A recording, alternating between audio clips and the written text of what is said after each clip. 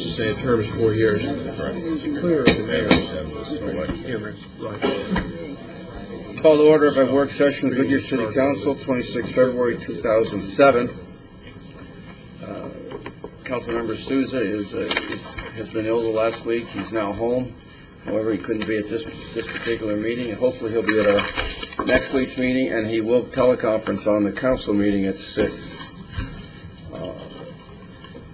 We have one item for discussion, and that's the regional mall. So, I don't know who's, okay, there you go. Bob, you're up. Mayor, Council, good evening. Westcor has started the development process with city staff for the regional shopping center located in McDowell and Bullard Avenue. The regional shopping center will contain approximately 105 acres. Next month, Westcor will begin the formal process to submit the site development plans to city staff for technical and design review. Prior to completing the preparation of their conceptual plans and submitting to city staff, Westcor and city staff want to take this opportunity to preview the design concepts for the regional shopping center with council and to receive your input. Tonight is for information purposes only, no actions required. Following a staff review of the site plan, which is anticipated to be submitted in mid-March, the site plan will be forwarded to the Planning and Zoning Commission for review and recommendation, and then back to the City Council for review and approval. The time frame on those submissions is May, early June, May for the Planning Commission, and in June for the City Council. So we're moving rapidly forward. This time I'm going to turn over to Garrett Newland from Westcor, who will introduce the rest of his development team and then walk you through a presentation of design concepts for the shopping center. Garrett? Good evening, Mayor and Council. Pleasure to be here this evening. Would like to introduce some of the members of our team that will be speaking tonight. I'm Garrett Newland with Westcor, 11411 North Tatum Boulevard in Phoenix. Ron Lorch from Westcor will also be speaking on behalf of our design tonight. And then John Tran, who's one of our designers, one of our architects with Omniplan Architects, will also be speaking. We also have representatives from our landscape architect, Gree Pickett, here tonight, and Carter Burgess is our civil engineer, who's also represented here. So we think it's a great team we've assembled for this great project in Goodyear. As Bob mentioned, we're really here to introduce the project to Planning Commission, to Council, and to the community. We think we've got a great project here, state-of-the-art project. There will be a lot of amenities we'll talk about tonight. We think it's the latest sustainable design for a regional shopping center.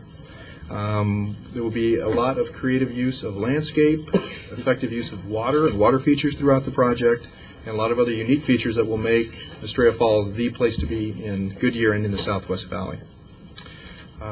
We're obviously very excited about the project. We know the city's excited. You've waited a long time. I thought I would just briefly go through some of the background on the project. We, 1998-99, we partnered with Globe Corporation on this site and came through and got our general plan and our zoning from the council. 2005-2006, we worked very, very hard with the staff and with council to come up with an infrastructure solution for all the infrastructure around the project. And starting now through 2009, we'll be working hard on our development phase. And again, we're very excited about it. Looking for a spring 2009 opening of the regional shopping center. All right, I'm going to try to click into the PowerPoint here, and hopefully it works. When I tried this the other night, I shut it down, so it looks like we're... All right, that's a good sign already. I just wanted to go to the overall master plan of the site and just discuss a little bit about what we're proposing. The entire area is about 330 acres, and I know you can't see this, but I'm going to point up to the up on the screen behind you, Bullard Avenue to Pebble Creek, Virginian and Canto, down to McDowell, and a property actually on the south side of McDowell as well. Again, 330 acres. Rob Bassett from our staff has been through with our site plan approval for our power center. The power center project will also start construction this year, and the first phase of that will open next fall, open in 2008. The other development that is shown on this conceptual master plan is conceptual at this point. What we tried to demonstrate, the tan colors are retail, the pink colors are designated as office development, and the purple color on there is designated as hotel. I think there's a great opportunity to bring some hotel development to this area as well. The other amenity as part of this project that we're excited to be a part of and is part of the improvement district is the Bullard Wash. As the improvement district builds all the roads, McDowell, et cetera, they'll also be doing a major regional park as well as a drainage way through Bullard Wash, and again, we're excited and proud to be a part of that aspect of the project. The regional mall itself is a little bit unique, and we're going to get into some of the design concepts for you tonight, but it's a little bit different than a lot of other projects that you might see. It is a large project. It's over 100 acres, the mall project itself. It comprises over 1 million square feet of development, and it's over 100 tenants, all coming together and opening at the same time. And when you look at that from a staff level review standpoint, it definitely poses challenges. We've already started the process of partnering and working with the staff here. We think you've got a great staff, and we're encouraged and looking forward to a great relationship with them as we roll out this great project for the community. There'll be a very broad mix of uses here: entertainment, dining, department stores, and then shopping from fashion to books and everything in between. The other thing I wanted to point out is that there will be other amenities that we build into this regional shopping center that we agreed to with council during our development agreement and improvement district process. There will be a community room that we build into the project. There will be a police substation as part of the regional mall. Also be a community public information kiosk that will be available for the city to use as a city information center within the regional mall project itself. So again, we think that Estrella Falls will be the destination for Goodyear in the Southwest Valley moving forward. I'm going to hand it over to Ron Lorch and ask him to walk through some of the specifics of our site plan and some of our design concepts. Thank you. Thank you. Thank you, Garrett. My name is Ron Lorch, 11411 Tatum in Phoenix. What we'd like to do tonight is basically, Mr. Mayor, members of council, is walk you through what we've shown your planning commission and also your staff to date. We're going to focus on the site plan, briefly on circulation, the amenities, open space, landscape, and then I'll turn it over to John, our architect, Tran from OmniPlan, and he'll walk us through the architecture. And then we'd really like to open it up for questions to see what you guys would like us to get more in-depth regarding. We did want to create something very, very special for Goodyear, and we believe we have. We've looked to the environment for our cues, and what we found basically in our backyard was this cienega, and it's basically the Arizona cienega, and what it is it's a ribbon of lush landscaping that will run through and meander through the floor of the desert. We like that idea because we are a desert community, and the oasis will draw people into it. It may or may not have water running through it. The cienega, typically it does during the wet season, and as it matures, it will carve out of the rock the mesas, which we envision that being our faces of our architecture as it runs through. What I'd like to do is get into the site plan in a little greater detail, and you can see it in front of you. And again, as Garrett will be, I will be pointing out items that we've got on the site plan, focusing on some areas. It is 105 acres that we are talking about inside what we call the ring road, which is the road that goes all the way around the site and this parking area. It's fed by 12 access points that come in off of Encanto and Bullard, McDowell, and 151st, 4 of which are fully signalized. We believe it's got ample access for a mall of this size. At the northern end of the site, it's anchored by 2 state-of-the-art department stores that will total 350,000 square feet. At the end of our pedestrian walkway here is a cinema, which is a 14-plex cinema, about 65,000 square feet. And the rest of the mall will entail about 500,000 square feet of small retail shops. Our centerpiece right in here, next to the cinema, is our fully enclosed food court. It will have 8 tenants, basically on the inside of that quarter circle. It'll be full glass on both of the other sides. The cienega that we're using as a metaphor comes right through the center of the site. It's our curved spine, it's our cienega. It will tee into our pedestrian hardscape. Within the cienega and the hardscape is where we will have majority of our amenities. It'll be lush landscaping with outdoor gardens. Gardens could be festive, shade gardens, interactive, sculptural gardens, water gardens. Pedestrian walkways will crisscross through both the plaza and cross through the major cienega, which the cienega will carry traffic on. At each intersection, though, we will have it controlled with a change of pavement and 4-way stop signs. There'll be shade structures throughout. Outdoor patio dining, we will look at that as a premium. Variety of hardscapes, and also small neighborhood centers, which we want to create.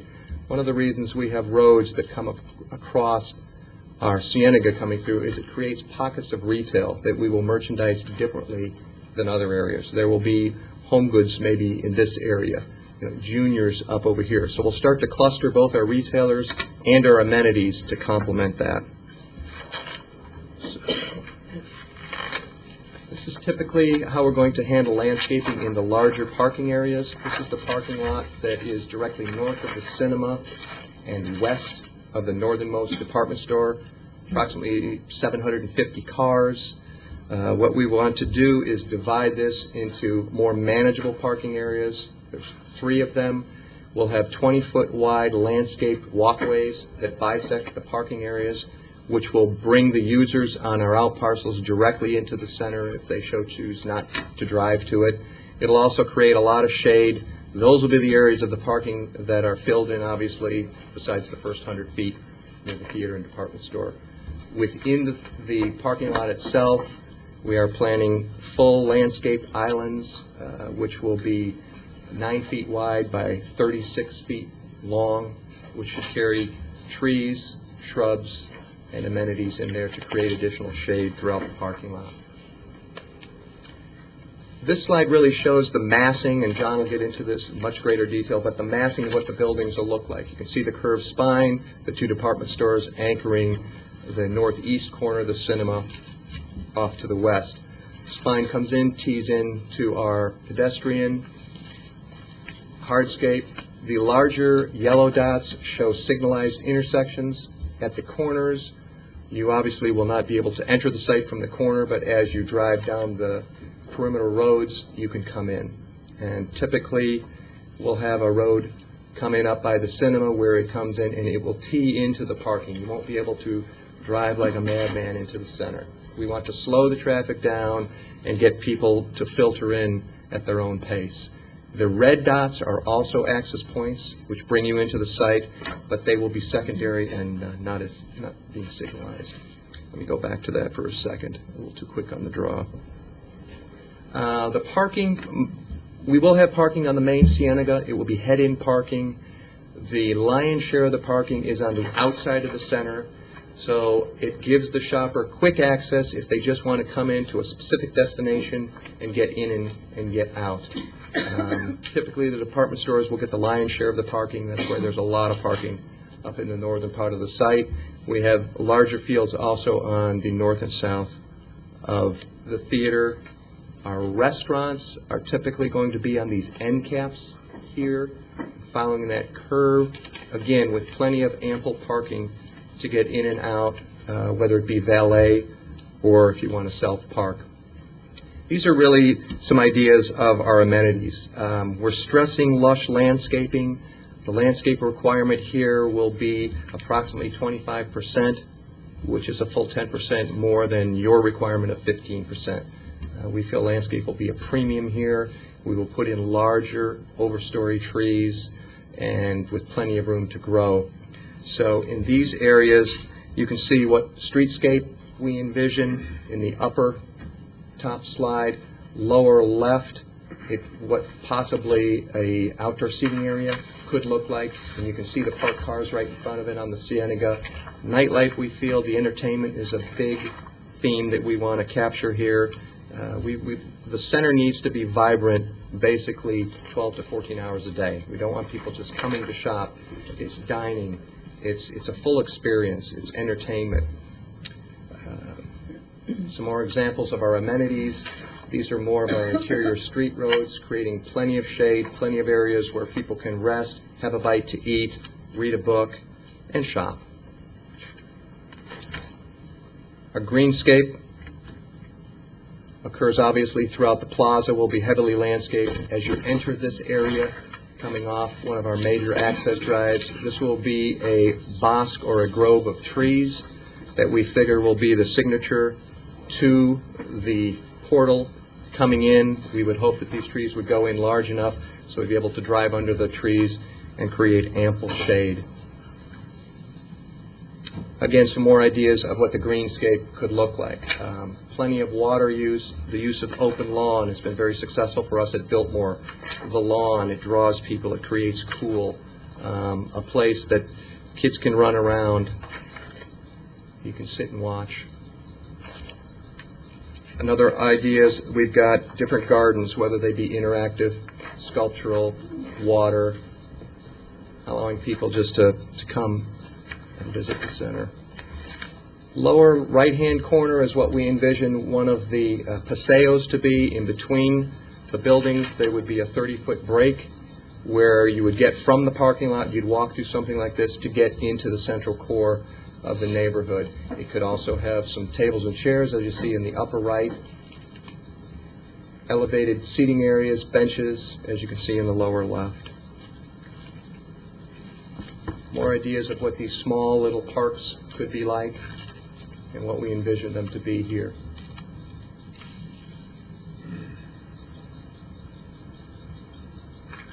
This is an idea that we're exploring with OmniPlan's help. The blue area shows where we envision overhead shade structures. More than likely they'll be tensile in nature, but they also could be a little more architectural. What that will do is down the main street, which is 100 feet wide, storefront to storefront, it will create much more shade and complement the storefronts, which will have their own trellises, their own colonnades, their own awnings. But those come out maybe 10, 15 feet away from the store. What this will do is this will cast a large amount of shade on the opposite side of where the sun is. For example, these buildings here, if the sun is rising in the east, will create their own shade. But on this side, the sun would be directly on their face, and depending on the time of year, could go right underneath some of the colonnades and the trellises. The shade structure would span the street, and it would be anywhere from 30 to 40 feet wide, approximately 16 to 22 feet in the air, and it will cause a lot of shade to fall directly on that sidewalk. Also would keep the cars cooler as you walk and meander through. These are some of the ideas we were looking at. Obviously the one on the right is very architectural. The ones on the left are a little more tensile, a little more whimsical. It also could be considered an art form, which we're also exploring. So, some other ideas. As you're walking toward the food court, we see an opportunity in the lower right to create these in between the buildings on the plaza, just to create additional shade. At night, we believe these could be very dynamic as far as lit, uplit very subtly, so they just glow at night and draw people into the middle of the Cienega. With that, I'd like to turn it over to John Tran, who will discuss our architectural concept. Good evening, Mayor, Council. My name is John Tran. I'm with OmniPlan Architects, and we are at 2777 East Camelback Road in Phoenix, 85060.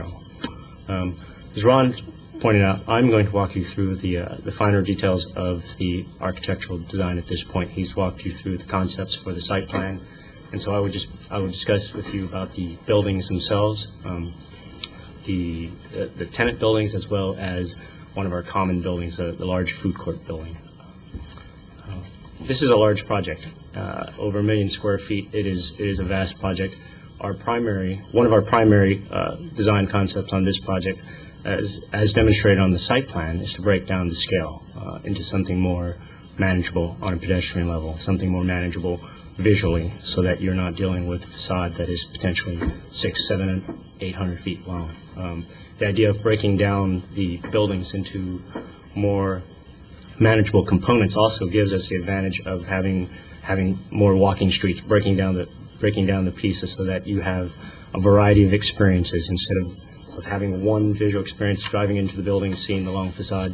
You're dealing with what's more like a city, more like a main street, more like a series of buildings. And so that is our primary concept. As a part of that, and the retailers are a very important part of this project. Without them, it doesn't happen. One of our other primary goals is to let them have the ability to brand identify themselves, the ability to express their identity through their architecture, so that we are not providing them. So we are not producing a common theme. The idea is that each tenant and each brand has the ability to go up and express itself through its building. You can see in some of these pictures, and by the way, we are in design process right now, so what you'll see are a series of pictures that evoke a mood or precedent, and not necessarily exactly what we're going to get, but it's about describing the mood and the feeling that you're going to get as our project is completed. Some examples of projects that you see on the screen there then are, you see the variety of the architectural style. We're not here to commit to one style at this scale. Again, we need to provide our tenants the ability to have their brand and their identity expressed. In this way, also, we allow we have the opportunity, I think, to break down the scale. Again, going back to our primary concept of breaking down this large building, from a large building to a series of buildings, and within each of these smaller buildings, they're still a couple hundred feet long. They vary from 180 feet to 250 feet. We break down each of those long facades into a series of manageable experiences. So you can see on the screen, sometimes a building will come up beyond the parapet, sometimes it stays below. Again, no prescribed architecture style. What we will insist on from our retailers is a level of quality, quality in the construction, quality in materials chosen, quality in execution. So, some other examples around the country of what we're talking about when we're talking about variety in the facades. This drawing is a diagram that shows the base building, which is owner provided, what we will be building, and then what could happen as an example of some retailer designed facades. The image on the top is our building, our base building. We'll be providing a very simple backdrop building of a neutral palette, so that it doesn't stand out. It's about the retailers, and down below you can see what might happen if a store happens to come in, if it pokes above the parapet.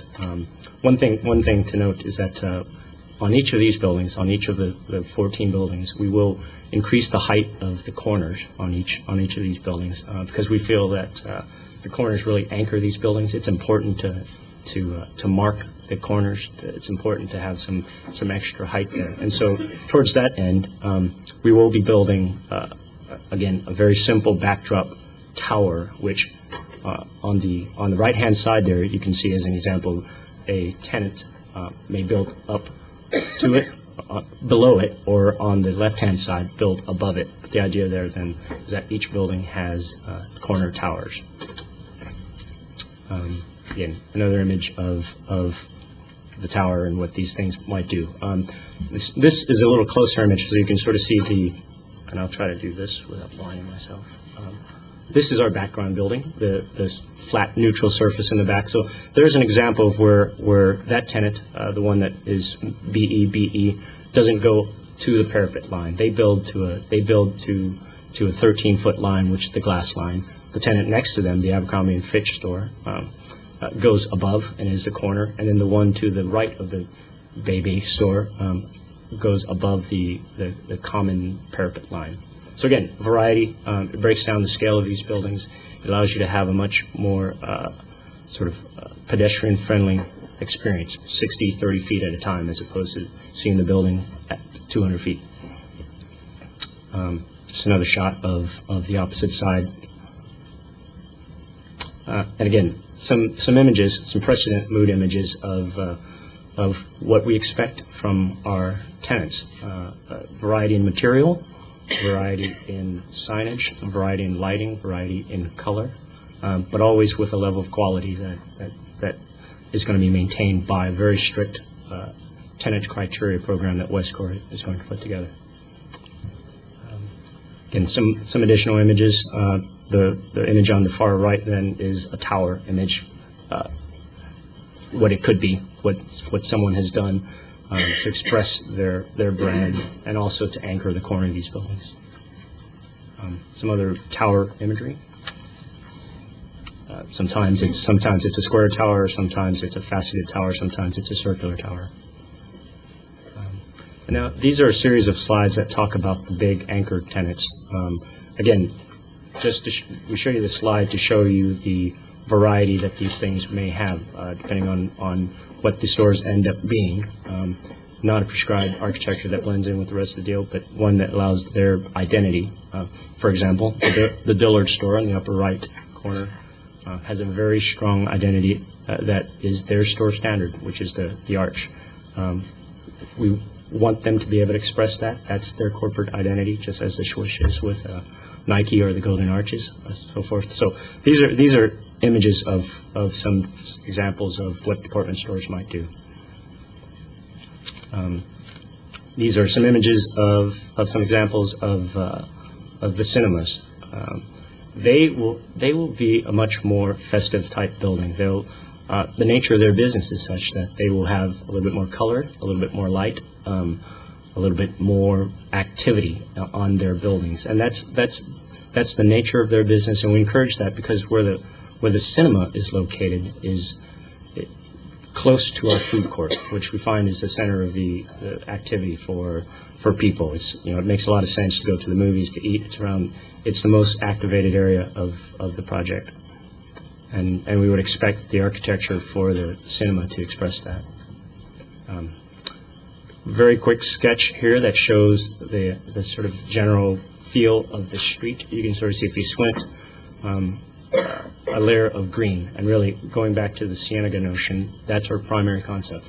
A large moving piece of landscape that involves a little bit of water throughout the site. It's about protection. It's about this green belt that runs through, much like the wash. So, in fact, this rendering is probably not accurate in its depiction of the type of landscape that's going to be there. We're showing here Palo Brea. We're probably, and Jillian, who is our landscape architect here from Group Pickett, she's going to kill me, but we're talking about a much more lush landscaping program with deciduous trees, perhaps, something that really gives you shelter and shade, in combination with what you see here, this canopy system spanning the street, and then we would expect that most of our tenants would have a canopy system of their own at their door. So the combination of their canopy, the landscaping, and the overhead structure will provide you with a very good system of shading and protection. A quick sketch of one of the plazas, one of the pedestrians plazas. This specific one looks at a circular vehicular valet drop-off area at the junction of the primary street, the north-south street, and the pedestrian plazas. So we expect that piece, which is still in development, to have sculptural quality, to provide a darker place, a place with a deeper level of shading, for there to be a valet drop-off, and I believe there's a drawing that shows lots of opportunity for outdoor dining at that junction. The horizontal axis is then the pedestrian plazas, and then the vertical one is the vehicular one. That's a really activated space as well. It's got it's restaurants and valet drop-off and really people. Another view, then looking at the entertainment plaza, and as a foreground, in many of these spaces, you enter the spaces through an overhead system of protection to frame the view. In this instance, we're looking at the food court on the right, and then sort of a peak of the cinema at the end there. But again, it's about the overhead protection. It's about the landscape, the lush planting. And another quick sketch of the food court, which is the a large component of the project. It's the one large common indoor space that we will design, and it will integrate into the entertainment plaza. As I said before, it has a relationship with the theater. It's adjacent to it. It's a common use. The notion here is that the food court is virtually transparent. It's a three-sided food court. We'll have here's the plan. The two sides, the vertical side and the horizontal side, are glass walls. The tenant you can see are on the arc. There are 8 of them or 9 of them, and above them they're lower. So above them there's a clear story system, so that as you look into this food court, it becomes virtually transparent. You see the sky, you see the landscaping from the inside. Our hope is that we will be able to work out a system where on a nice day, which there are many more nice days than there aren't here in Arizona, we'll be able to open those things up, and it's about an indoor-outdoor space. The food court spills out into the plaza, and so you have landscaping that flows in, the paving flows in and out, and so it really becomes much bigger than what you see there in terms of the floor plan. It becomes a plaza.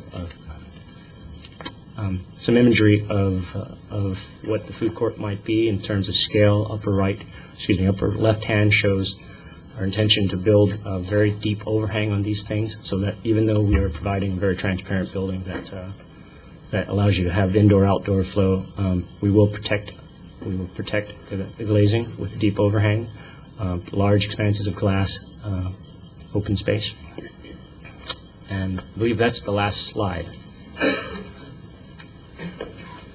Thank you, John, Mayor and Council. Just quickly, our timing, as Bob mentioned earlier, we'll be making a formal submittal to staff mid-March. We're hoping for P&Z and Council approvals in May and June, and then we'll be under construction right after that, heading toward a spring '09 opening. And we'll be happy to answer any questions you might have about the project design. Okay, thank you very much. I'd like to first give the opportunity to the public. Would anyone in the public wish to make an input? Anyone on staff? Oh, we are there. Anyone on staff? Okay, yes, sir. Would you please come up here to the mic? Thank you. My name is Willie. I'm a resident of Australia Mountain Ranch, and the concern I see with this is the traffic. You know, that corner there of Australia Parkway and I-10 and McDowell and Bullard, it seems to me that there's going to be a ton of traffic there coming in out of Pebble Creek, people going west to LA, getting off and on, and all the people coming from the south heading north trying to get on the freeway. And I'm thinking of Metro Center, how bad the traffic is there. And if you go up to Arrowhead, it's impossible. I mean, the traffic's backed up onto the freeway up there all the time. So has there been any consideration to how we can make this different than the other mall, you know, the congestion of traffic? Well, I'll pass that on to others in a second, but we will have a new interchange. Bullard will have its interchange in actually several months before this opens, I think in late 2008. So we'll have the Australia Parkway interchange, we'll have the Litchfield Road interchange, and we'll have the Bullard interchange. Garrett? Yes, Mayor. The other part of that, the answer to that question is that the improvement district that's really just beginning construction now will be fully improving McDowell, Pebble Creek, Bullard, 151st Avenue, newly created, Encanto, Virginia, will all be built up to standard. And we've submitted a traffic study to your staff, and we think that the traffic will, I mean, it'll be a very busy area, there's no question. When you bring 2 million plus square feet into an area, it will be busy. It would be it wouldn't be honest if we didn't say it wouldn't be, but we think it'll be able to carry the traffic and allow people to move in and out just fine. Okay, thank you. Thank you for your comment. Other comments? Okay, let's open it up to the council. I think most of us have had a presentation already, but I'm sure all of us would like to make a comment. Start with Councilmember Holland. I brought this up in our meetings that we had, and I mean, all I can say is, wow, this is just going to be great, and you really, this is a big undertaking, and we're very excited about it. The concern that I had had more to do with the public safety side. You've got a lot of expanse, you'll have a lot of green space. Just want to make sure that half of your population that will be visiting the mall will feel comfortable getting from the parking lot into the green space, into the stores. We'll have our packages with us, and I believe that half that I'm talking about probably does most of the shopping. So I am concerned about making sure that there's enough security there and that we feel safe, because I've stopped going to a lot of places because I don't feel safe. Yes, Mayor, Councilmember Holland, obviously security and safety are huge for us at all of our projects.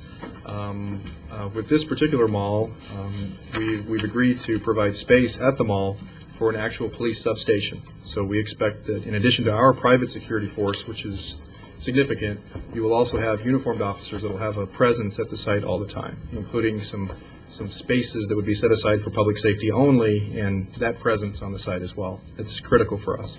You mentioned lighting, very well lit throughout. Again, it has to be for that safety factor for people leaving stores in the evening and walking out to their cars.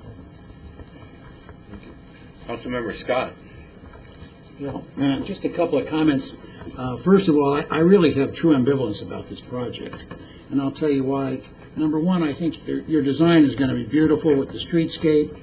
Especially of interest is your access to each individual store without having to walk a distance. My negative concern is, and there's no sense in talking about it now, we've beaten this into the ground in the past, open versus closed mall, and I am really disappointed that we are going with an open mall here. Thank you. Could you explain the rationale? Yes, Mayor, Councilmember Scott, that is the best question that we've been asked that question many times. We don't take that lightly. As we go forward and develop all of our regional mall projects, we start out with any number of different site plan designs. We ask our design guys to take a look at everything from fully enclosed to hybrid to outdoor and everything in between. With the market as it is today, this market, all of these regional mall projects have to serve the market that they're located in. And with the change in the department store industry and the fact that retailers are just thriving in this format, they're thriving in this format in warm weather climates, cold weather climates, et cetera. This is the project that we can build and be most successful in Goodyear in the Southwest Valley today. So. I've heard that before. Thank you. Vice Mayor? Yes, thank you. I was excited when I heard the plan from you individually the other day, and the excitement continues. I had some concerns, but they're very minor. Also, in answering or in reflecting on the outdoor-indoor, I had a couple of people contact me from Stray Mountain Ranch concerning this very thing, and Barbara was very thoughtful in providing me some material that I think she got from you or somehow, but it was very useful. And after talking to the people about how and why the design is as it is, it took care of that situation. And they're very pleased, they're very happy, and now they consider an open outdoor mall to be probably better than having an indoor where we'll have to walk all the length of the mall, park somewhere out here in far corner and walk the length of the mall to try to find the store I want. I can park, go right to it. Or I can go in and have the valet parking, do all of my shopping that way. So my wife likes that. So these I think are very major, and I think they're positive. And I think this is a positive for us, and I'm very happy that you chose this direction, because I think that the community is going to receive this with open arms. So that I'm going to say on the positive side. There's just a couple concerns, and maybe this isn't the time again to bring those up, but I see that you have this preliminary drainage site for the water from the storm water. There isn't any chance of that overflowing, or you've got that designed so that it will not become a problem and cause odors with water standing and things like that. That's a concern I have, because I've seen that happen in those. But I just want to mention that, and you don't even have to respond to that at this time. And then along with the traffic situation, how do you take care of cruisers? I mean, this in many malls, especially at Metro, I remember at Metro Center, this was a problem. I suppose you've had experience with this, and you're able to handle this, because that is something that you will be faced with. Yes, Mayor, Vice Mayor Cavalier. On the topic of the cruisers, two other projects that are similar to this in nature that we've built and or own now in the Valley are Biltmore Fashion Center, a little bit different design, a little bit smaller, and then Kierland Commons in Phoenix also. That's very similar design. We really haven't seen a problem with cruising at those properties. And what I can tell you is our operations people keep an eye on that, and when you start to see that, you just have to address it. I guess the difference between our site, for example, in a city facility, is that it is private property, and we do have some rights if there are things happening on the property that aren't conducive to positive shopping experience. We can speak to the people that are doing that and ask them to change their behavior, and we're certainly willing and able to do that in many cases. I figured that you had probably addressed that, but I just wanted to say that. Yes, that would we have. And on the architectural side, I think you must be a genius on this. This is something that I've argued with some of the other companies with their shopping centers, and what they've tried to do in a pseudo design that says nothing. Yours has a rhyme and reason. Yours is architecture pleasing. Yours is like a symphony. It is something that I think will be very charming and very, very nice for the people of Goodyear. So I look forward to that. Congratulations on such a very fine job on that. Thank you. Well, you might want to put those comments on your resume. Symphony, that's good. You're not working for the city, John. Councilmember Lord. Well, I appreciate you addressing the concerns of our citizens as to the time during the summer when the heat is quite unbearable, and you have provided those shade, artistic shade over the streets, and I understand misters, and with water features throughout, which is a cooling effect. I think you've accomplished that. I think what sometimes that our people forget is that your goal is to fill a shopping bag, and the market says that an open market does that.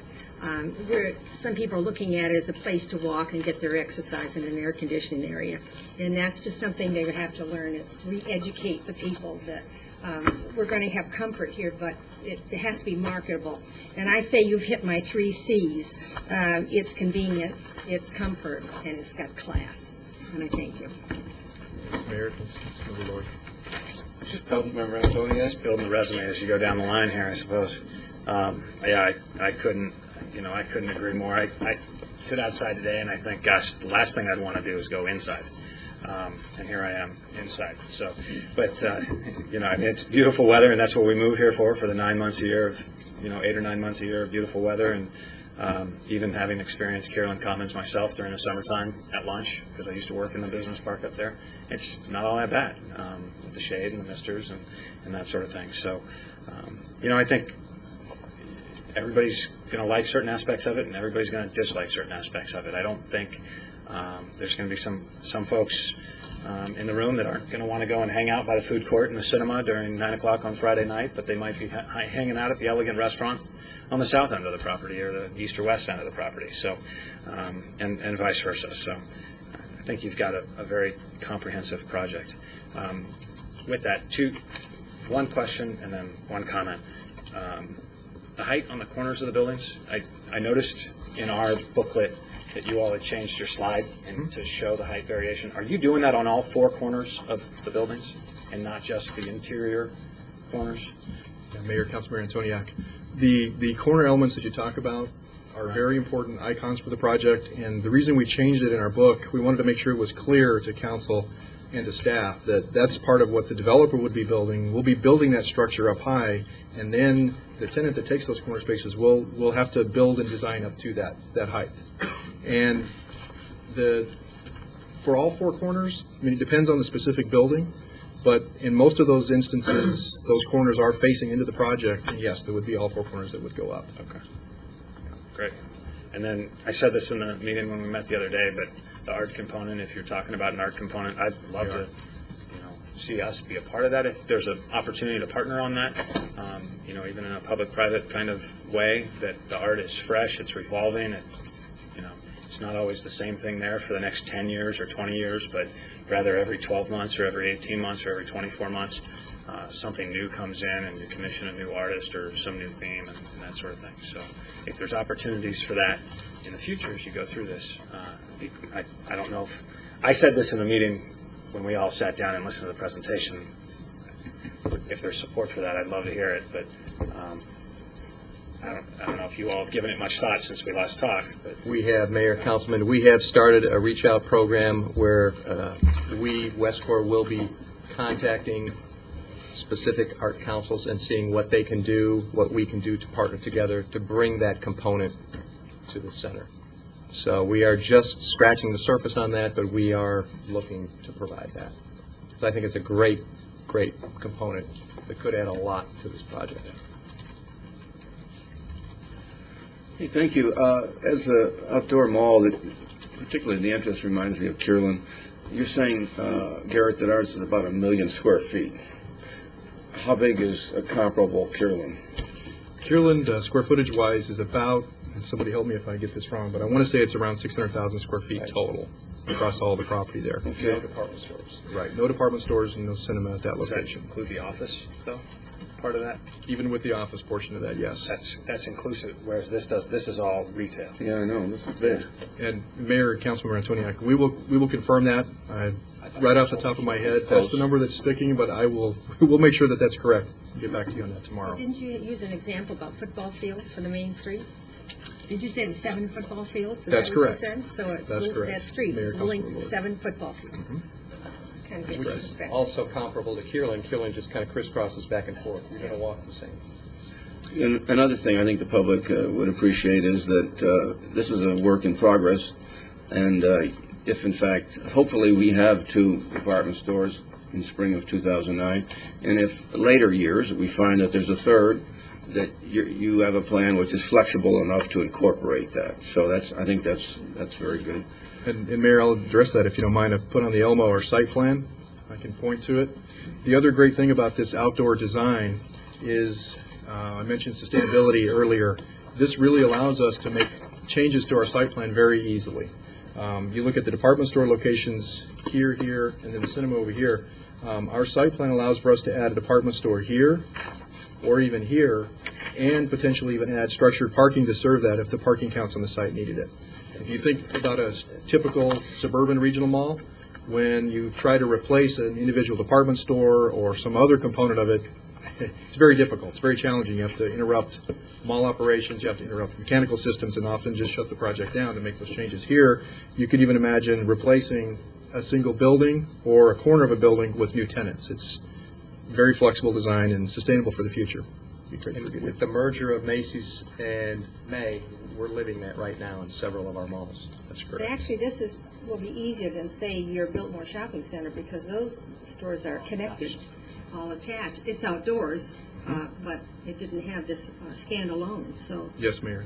Councilor, that's correct. The individual buildings here make it even easier for us to make changes to them. That's correct.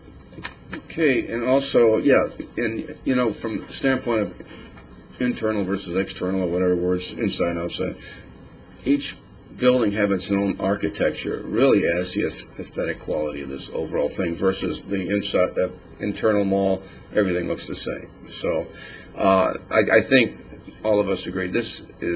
We applaud you for the way you designed a mall, which I think all of us are going to be proud of.